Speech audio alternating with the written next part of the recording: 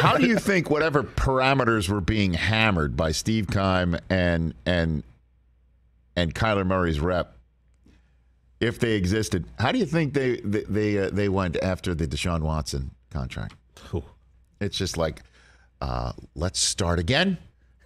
I need to see a 2. We need to see a clean slate. A 2 in front of that guaranteed money. Did you guys see Hollywood and Kyler at the Mavs game together? There's something that rhymes with schmescro that needs to be looked into. Ew. Okay, so in the same way, whatever they're talking about with Drew Rosenhaus,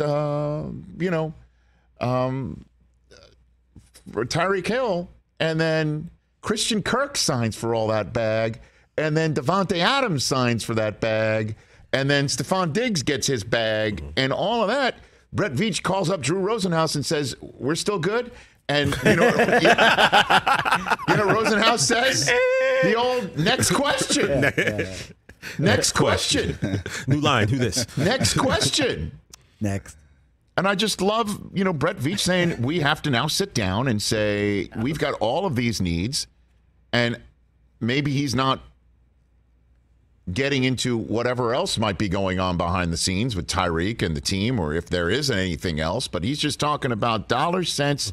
What do you pay this guy? What will that afford? What will that prevent us from doing on other parts of the team? And honestly, if I'm sitting there and I don't grind tape, if I'm sitting there, I do two. I'm not all 22. I just do 2. I do ball carrier and the guy who tackles the guy. That's the way I look at a game, right? Who's got the ball and who tackles the guy at the ball? I'm not an all 22. I'm just a 2 guy.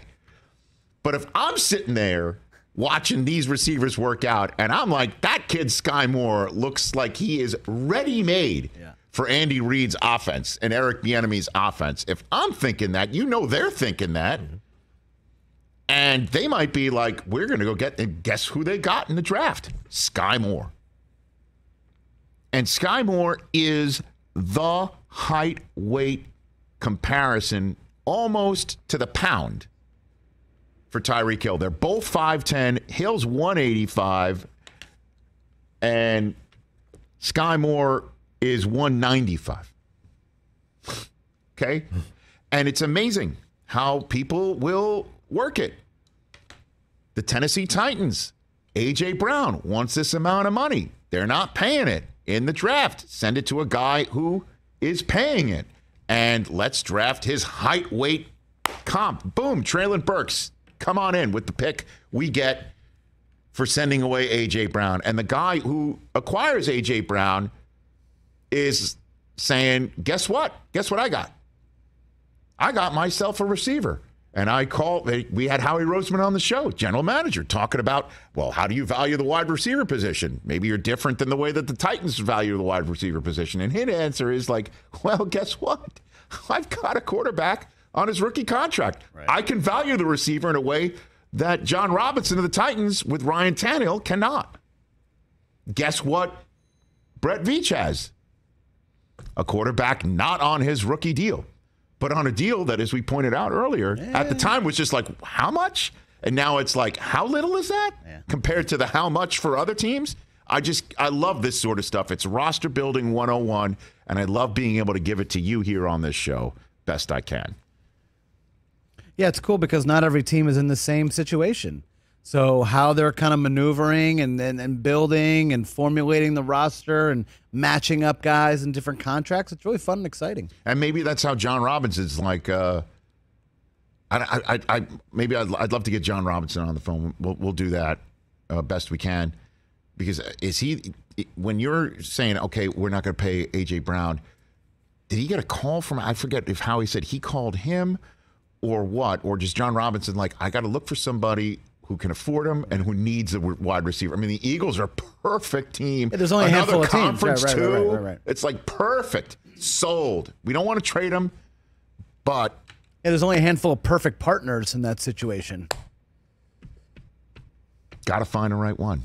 Just takes one, obviously. But I just love that sort of stuff. Hey, we see all this, and it blew up. We were ready to do it at this number. Now it's at that number. And once it's at that number, look at the numbers of draft choices we can get. Look what we can do. But that's why I brought up to him. That's why my last question to him was just at the point where that division becomes insanely deep. Because for the last few years, it was just like, all right, who? It's a battle for second place in that division. Yeah, it was yeah.